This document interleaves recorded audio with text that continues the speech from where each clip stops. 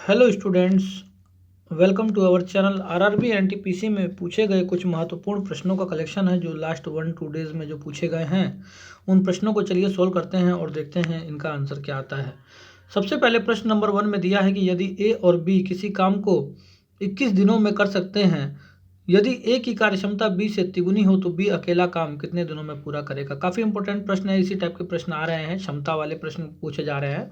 तो इसमें दिया है कि ए और बी किसी काम को 21 दिनों में कर सकते हैं, तो दोनों मिलकर किसी काम को 21 दिनों में कर सकते हैं। कहने का मतलब ये हुआ, अगर ए और बी अगर दोनों मिलकर किसी काम को 21 दिन में कंप्लीटली कर सकते हैं।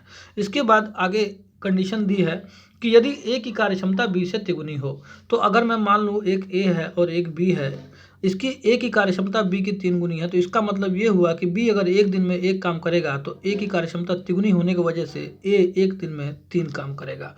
तो अब यहाँ से अगर मैं आपको बता दूँ, तो यहाँ से अगर मैं दोनों की अगर बात करूँ ए और बी की, तो अगर इन एक काम एक दिन में बी कर रहा है तो एक दिन में 3 काम ए करेगा, क्योंकि ए की कार्यक्षमता तिगुनी है।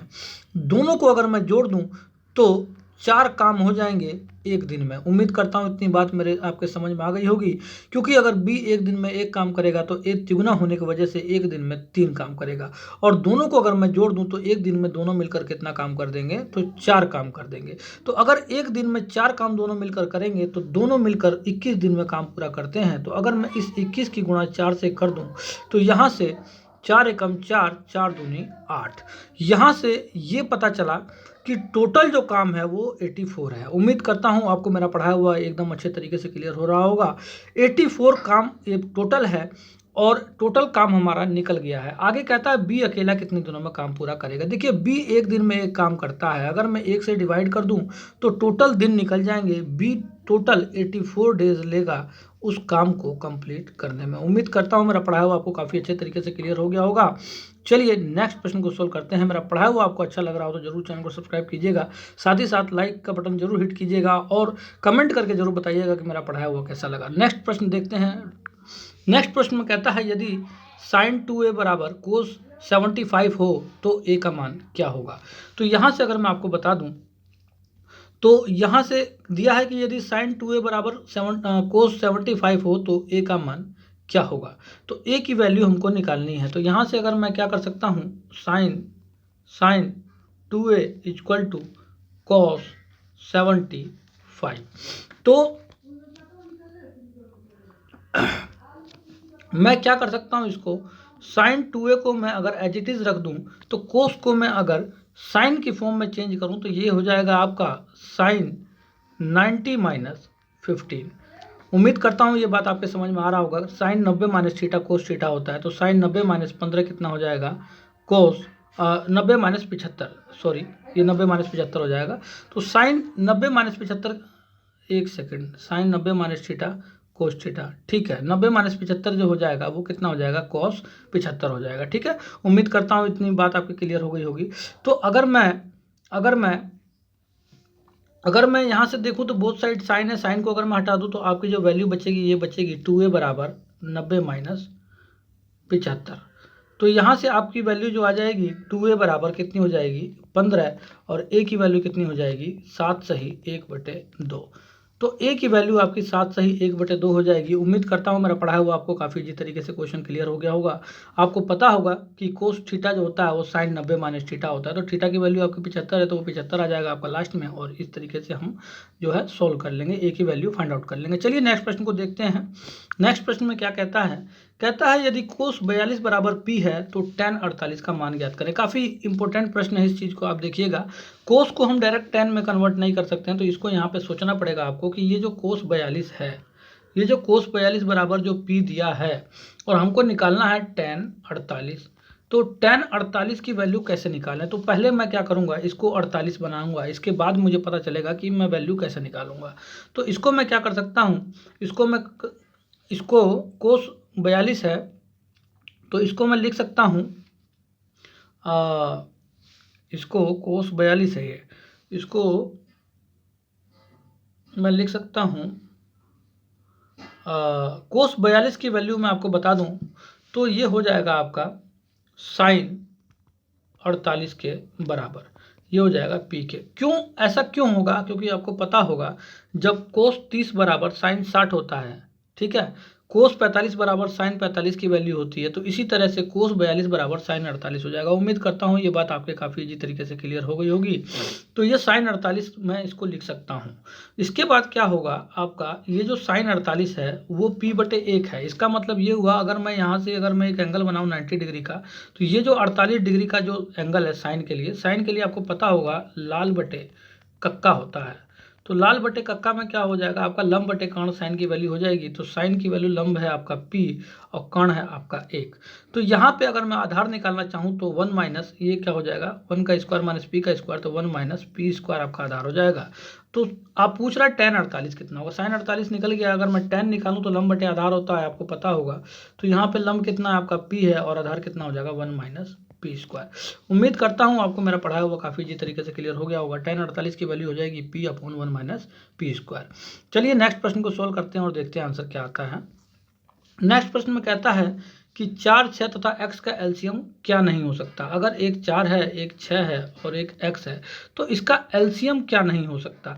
तो मैं आपको बता दूं, तो देखिए 4 और 6 आपको पता होगा लीस्ट कॉमन मल्टीपल, जो दोनों के मल्टीपल में सबसे पहले आए। तो देखिए 6 और 4 का अगर मैं एलसीएम निकालूं तो ये आपका आ जाएगा 12। देखिए 4 के टेबल में भी आता है और 6 के टेबल में भी आता है और सबसे पहले आता है। तो अब इस जो भी ये x होगा, वो जो भी x होगा, x की जो भी वैल्यू होगी, मिनिमम वैल्यू x की, कहने का मतलब ये है कि x की जो भी मतलब वैल्यू होगी वो 12 का गुणज होना चाहिए, वही उसका एलसीएम हो सकता है, बाकी दूसरा कोई नहीं होगा। तो यहाँ से अगर मैं बता दूं तो 12 दूनी 24 हो जाएगा, 12 तिया 36, 12 पंजे 60, बट ये 18 12 का गुणज नहीं है, इसीलिए ये एलसीएम नहीं हो सकता। इसका ऑप्शन नंबर बी आंसर हो जाएगा। चलिए नेक्स्ट प्रश्न को सोल्व करते हैं, देखते हैं क्या आंसर आता है। नेक्स्ट प्रश्न में कहता है कि एक पहिया 440 किलोमीटर की दूरी 1000 चक्कर में पूरा करता है, तो पहिए की त्रिज्या कितनी होगी। तो मैं आपको बता दूं, जैसे कि ये एक पहिया है, तो एक जो पहिए का जो पूरा चक्कर होता है वो होता है आपका एक चक्कर। देखिए एक चक्कर जो होता है, एक चक्कर, चलिए 1 राउंड लिख देते हैं, 1 राउंड, ठीक है। एक चक्कर जो होगा वो किसके बराबर हो जाएगा, 2πr के। और इस r की वैल्यू हमको फाइंड आउट करनी है। तो अगर मैं बात करूं तो एक राउंड का 2πr हो जाएगा, अगर मैं n से गुणा कर दूंगा तो n राउंड निकल जाएगा। और इसी n की गुणा मुझे क्या करनी पड़ेगी, हाँ 2πr के बराबर हो जाएगा एक राउंड, तो n राउंड कितना हो जाएगा, तो n से गुणा बोथ साइड कर देंगे तो n राउंड बराबर 2πr गुणा n हो जाएगा। तो यहाँ से आपको मैं बता दूं, तो ये जो n राउंड के जो टोटल 440 किलोमीटर की दूरी तय की गई है, ये टोटल डिस्टेंस हो जाएगी, ठीक है ना। ये जो टोटल राउंड है, n राउंड जितना भी राउंड है, ये 440 किलोमीटर की डिस्टेंस हो जाएगी। तो यहाँ से अगर मैं बता दूँ, एक सेकेंड रुक जाइए, ये दूरी एक तरह से अगर देखा जाए तो कुल दूरी, इसको आप ऐसे भी लिख सकते हैं, कुल दूरी, इसको d मान लीजिए, डिस्टेंस, टोटल डिस्टेंस कितनी है 440 किलोमीटर बराबर 1000 चक्कर में पूरा करता है, तो ये n बराबर 1000 हो जाएगा। तो टोटल डिस्टेंस कितना हो जाएगा, 440 किलोमीटर को मीटर में कन्वर्ट कर लेते हैं, तो यहाँ से 1000 से गुणा कर देंगे और यहाँ पे 2 इंटू 22/7 गुणा r की वैल्यू फाइंड आउट करनी है। चक्कर कितने लगे हैं, 1000 चक्कर में आपका कंप्लीटली पूरा करेगा 440 किलोमीटर, तो 1000 से गुणा कर देंगे। यहाँ से अगर मैं आपको बता दूं तो देखिए 1000 से 1000 ये यहाँ पे कट जाएगा और आपका यहाँ से देखिए 2 से काटेंगे तो ये 220 हो जाएगा। अगर मैं 22 से आमने सामने काट दूं तो यहाँ आ जाएगा 10 और r बराबर 7 की गुणा हो जाएगी 70 मीटर हो जाएगा। तो इसकी त्रिज्या 70 मीटर हो जाएगी। उम्मीद करता हूँ मेरा पढ़ा हुआ आपको काफ़ी इजी तरीके से क्वेश्चन क्लियर हो गया होगा, क्योंकि पहिए की टोटल दूरी दे रखी थी, कितनी दूरी तय करता है और वो कितने चक्कर में करता है, तो 1000 में। तो चक्कर की वैल्यू यहाँ पे और टोटल दूरी यहाँ पे, और इससे हमारा क्या हो जाएगा, कंप्लीटली हमारी r की त्रिज्या निकल जाएगी। उम्मीद करता हूँ मेरा पढ़ाया हुआ आपको काफ़ी इजी तरीके से क्लियर हो गया होगा। चलिए नेक्स्ट प्रश्न को सोल्व करते हैं और देखते हैं आंसर क्या आता है। नेक्स्ट प्रश्न में कहता है कि यदि ए किसी वस्तु को अंकित मूल्य पर 10% छूट लेकर खरीदता है और वापस उसे अंकित मूल्य से 8% अधिक मूल्य पर बेच देता है, तो उसे कुल कितने प्रतिशत का लाभ हुआ। वेरी वेरी इंपॉर्टेंट प्रश्न है, ध्यान रखिएगा। देखिए एक ए है, वो पहले कहता है अंकित मूल्य, मान लेते हैं कि अंकित मूल्य 100 रुपये है। काफ़ी क्वेश्चंस को हम 100 मान के सोल्व करेंगे। तो ए किसी वस्तु को अंकित मूल्य पर 10% की छूट लेकर खरीदता है, तो 100 रुपये का अंकित मूल्य है तो वो 90 रुपये में खरीदता है। फिर कह रहा है उसे वापस अंकित मूल्य से 8% अधिक मूल्य पर बेच देता है। ध्यान रखिएगा, अंकित मूल्य की बात कर रहा है, तो अंकित मूल्य तो 100 ही था ना, तो अंकित मूल्य से 8 रुपये के अधिक मूल्य पर बेच रहा है, इसका मतलब 108 पर बेच रहा है। तो ये हो गया उसका खरीदने का, है ना, छूट लेके जो खरीदता है, और ये बेचने का है, लाभ लेके बेच रहा है।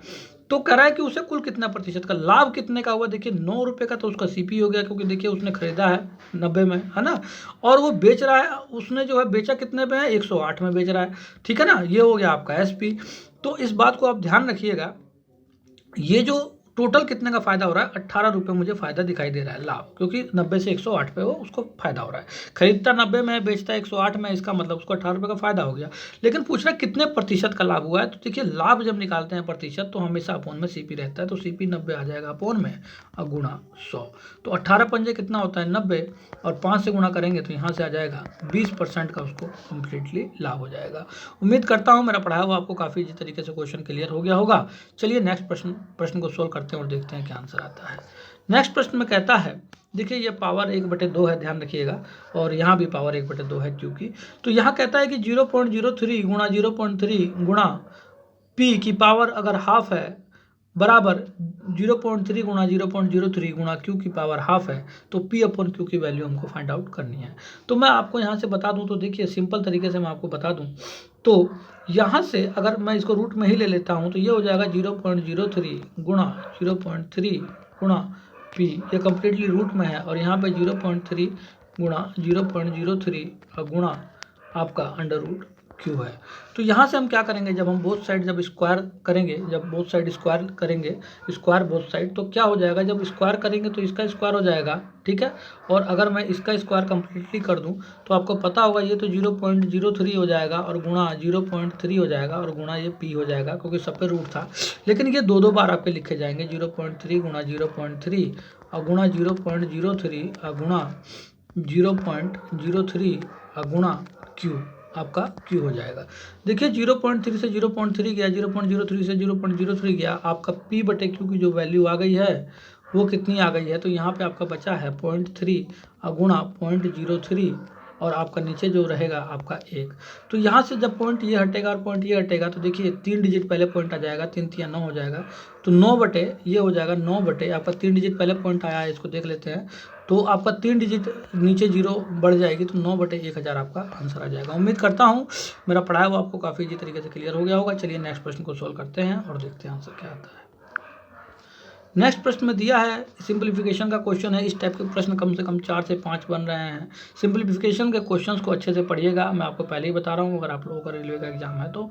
सबसे पहले दिया है कि -2 और 20 प्लस 12 डिवाइडेड बाय 4 गुणा 3 -2 गुणा 2 प्लस 10 का मान क्या होगा।